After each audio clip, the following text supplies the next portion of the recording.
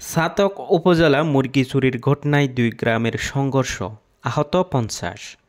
Staff reporter আর সাইমের তথ্যবিডি চিত্রে দেখুন বিস্তারিত। সুনামগঞ্জের ছাতক উপজেলার দক্ষিণ কুরমা ইউনিয়নের ধরারপাড় ও মনিরগাতি কুম্বায়ন গ্রামের লোকজনের মধ্যে মুরগি চুরির কেন্দ্র করে সংঘর্ষে আহত ৫০ জন। শুক্রবার রাত ১০টার দিকে এই ঘটনা ঘটে। প্রায় ১ ঘন্টা সংঘর্ষে দেশীয় অস্ত্র ও ইট পাটকেল ব্যবহার করা হয়।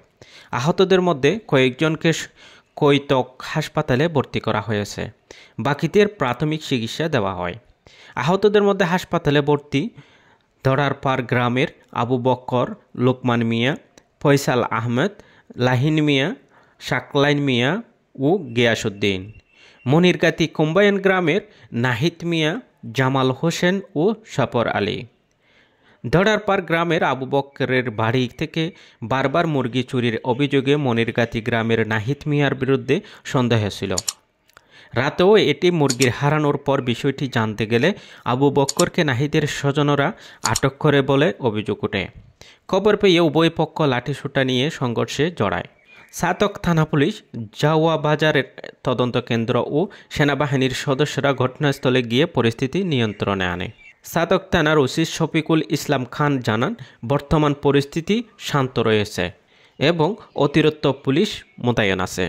ঘটনাস্থলে আসা উভয় পক্ষে এলাকার গণ্যমান্য ব্যক্তিবর্গ ছিল, আমাদের সাথে বাংলাদেশ সেনাবাহিনী ছিল। এদেরকে আপনার বর্তমানে নিয়ন্ত্রণে নিয়ে আসছি। উভয় পক্ষে প্রায় ৫০-৬০ জখমি আছে, তাদেরকে আমরা মেডিকেল প্রেরণ করছি।